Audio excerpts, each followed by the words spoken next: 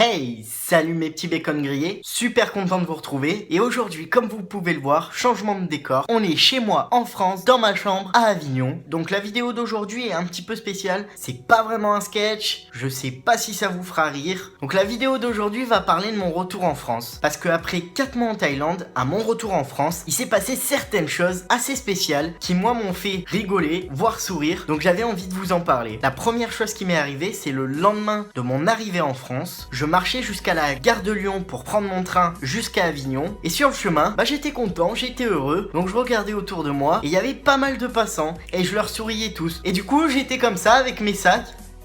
Je souriais, je captais le regard de chaque passant et je leur souriais. C'est là que je me suis rendu compte qu'on était en France, parce que tout le monde me regardait super bizarre, et surtout à Paris. Et c'est là que je me suis rendu compte que, non, j'étais en France. Ça marchait en Thaïlande. Parce que c'est vrai qu'en Thaïlande, les gens sont tellement sympas que déjà ils te regardent, parce que t'es blanc. Et puis du coup, il y a un échange de regards, tu leur souris, ils te sourient, et voilà, c'est bon délire. Mais à Paris, quand je regardais les gens et que je leur souriais, les gens étaient comme ça.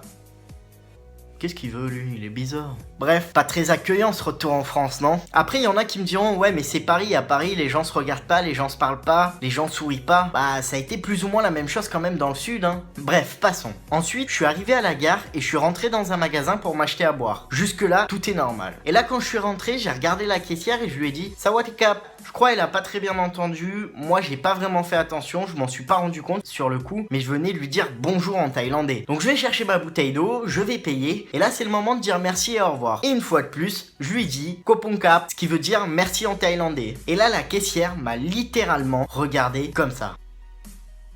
Dans sa tête, elle devait se dire, et qu'est-ce qu'il me dit lui? Il serait pas en train de m'insulter là, ce petit con avec sa casquette? Donc elle m'a demandé de lui répéter ce que j'avais dit. Et moi, instinctivement, j'ai encore dit Kopongkap.